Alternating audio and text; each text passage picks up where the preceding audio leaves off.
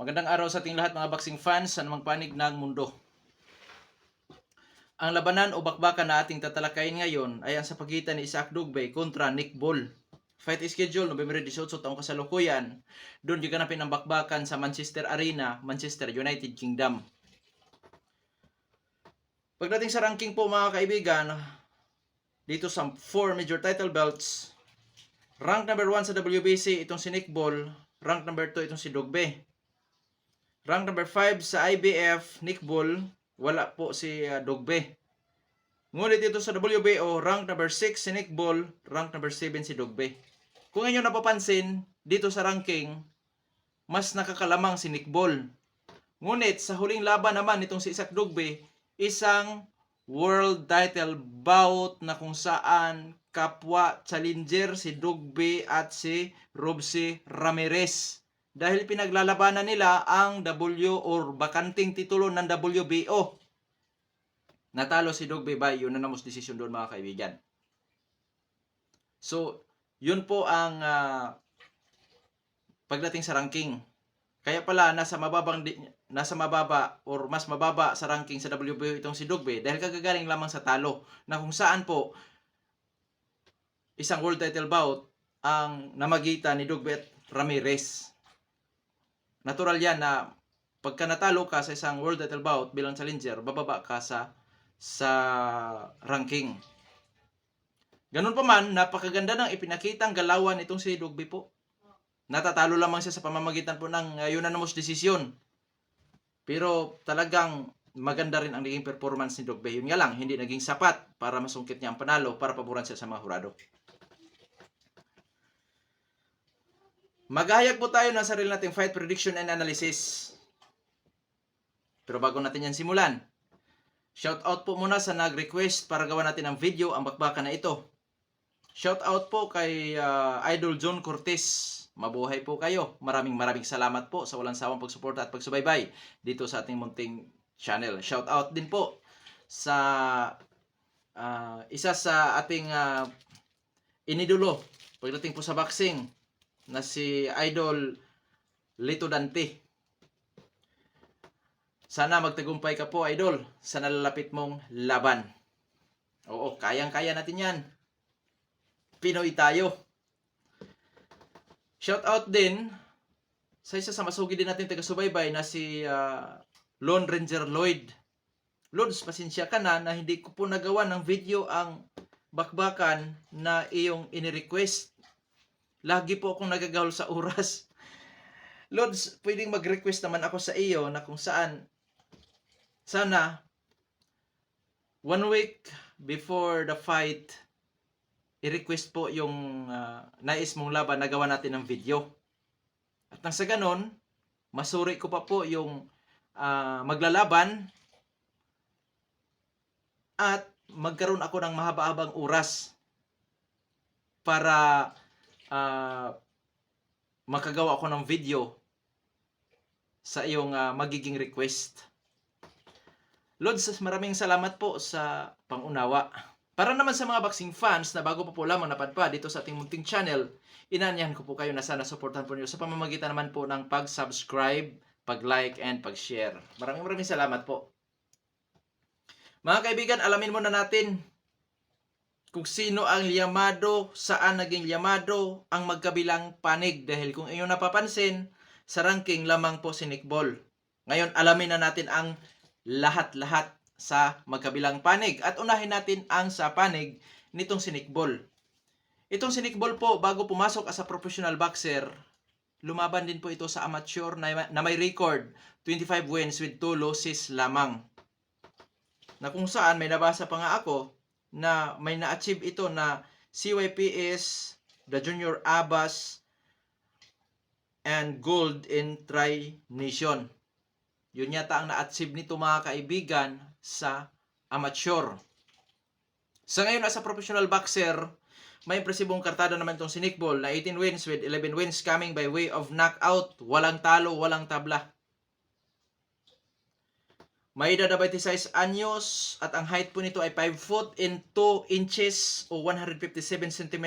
Orthodox ang original na stance nito, ngunit sa aktual na bakbakan, Nagsuswitch stance po ito mga kaibigan. Minsan Southpaw, minsan Orthodox. Knockout ratio 61.11%. Huling lumaban Mayo 27, 2023. Nakalaban niya ang kapwa niya undefeated na si Lodomo Lamati. Panalo si Nick Ball sa kanyang huling laban by technical knockout sa ika-12 round. Mga kaibigan, sa karanasan ni Nick Ball, bukod sa dati siyang lumaban sa amateur, dito sa professional fights, mga kaibigan, 4 na beses na niyang naidipinsa or nahawakan ang WBC silver. Sa skills naman ito, boxer puncher po ito mga kaibigan. Ano-ano ang mga galawan sa isang boxer puncher? Sana hindi kayo mananawa mga kaibigan na lagi kong binabanggit ang boxer puncher. Mas malimit kasi ang mga skills na yan mga kaibigan, or yung style na yan. Boxer puncher, taglay nito ang pressure fighter style, counter punching style, defensive style, willing sa brulan at tututong na bakbakan. Taglay sa mga boxer puncher ang husay galing sa pagbato ng mga jab at mga kombinasyon po mga kaibigan. Paano ini-execute ni Nick Ball ang kanyang galawan? Mga kaibigan, may magandang galawan ito. Magalaw talaga ito. Yung kanyang footwork na kung saan yung in and out niya napaka-epektibo. Lalo na yung kanyang in and out movement mga kaibigan na pag in, paula ng suntok bago aalis. Epektibo yan. Walang pinipili, matangkad o kapwa ang tangkad niya dahil 5'2 lang ito. Sa huli niyang laban, ang kanyang nakalaban, kung hindi ako nagkakamali, 5'7 or 5'6. Na kung saan nga, epektibo ang kanyang in and out. May kahusayan din ito sa pagpapanatili sa kanyang distansya sa kanyang makakalaban. Gamit nga po yung kanyang footwork. Taglay ang hand speed, power, timing, at accuracy. Kaya tinagurian ito bilang Little Mike Tyson. Bagamat may kagandahan ang kanyang depensa mga kaibigan, or may kahigpitan sa depensa, pero may butas pa rin tayong nakikita. Oo. Ano-ano? Doon sa later rounds, nagbabago ang kanyang galawan. Yung kanyang depensa medyo napabayaan. At minsan, sumusugod ito na nakatiwangwang ang kanyang mukha na kung saan delikado sa counter. Kung makuha ng kanyang makalaban ang magandang adjustment, ay tigpay. May kalalagyan siya mga kaibigan. Kaya sabi ko nga, yon ang kanyang kakulangan.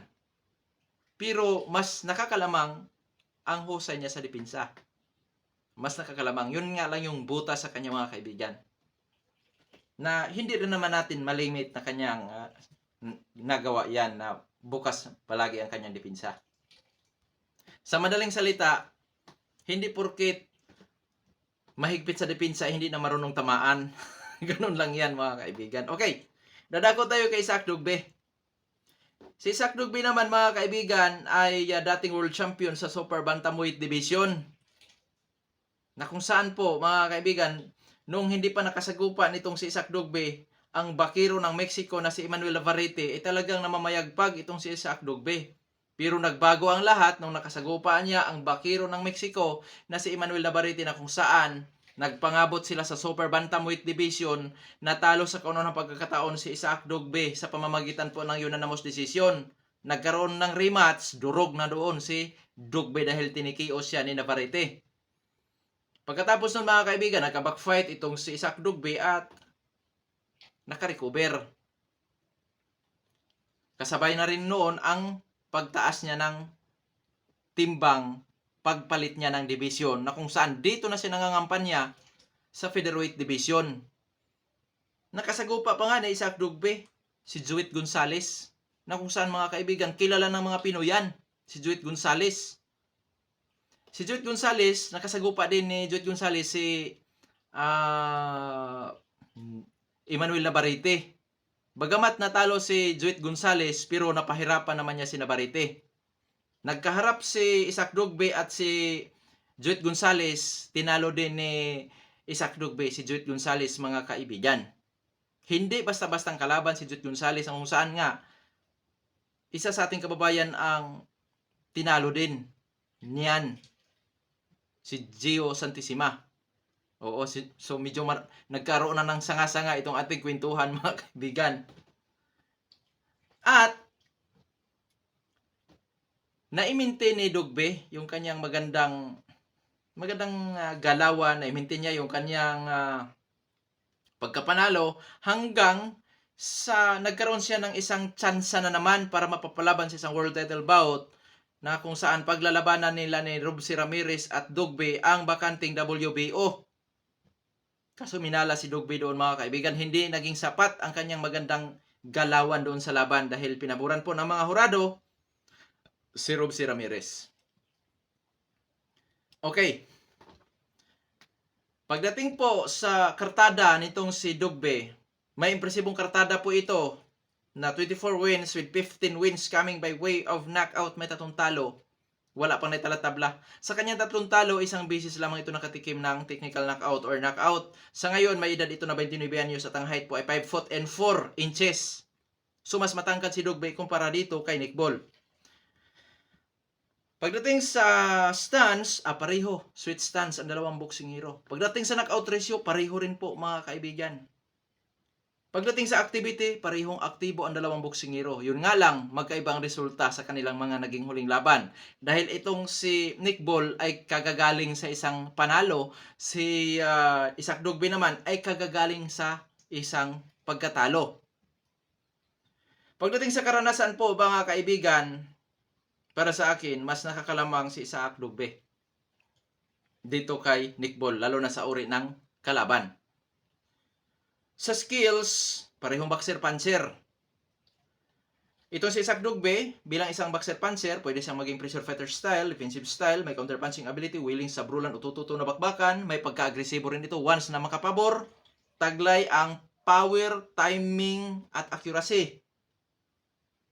Masipag din ito kung bumabato ng suntok, pero hindi katulad dito kay Nick Ball na may pagkabulyong panser mga kaibigan.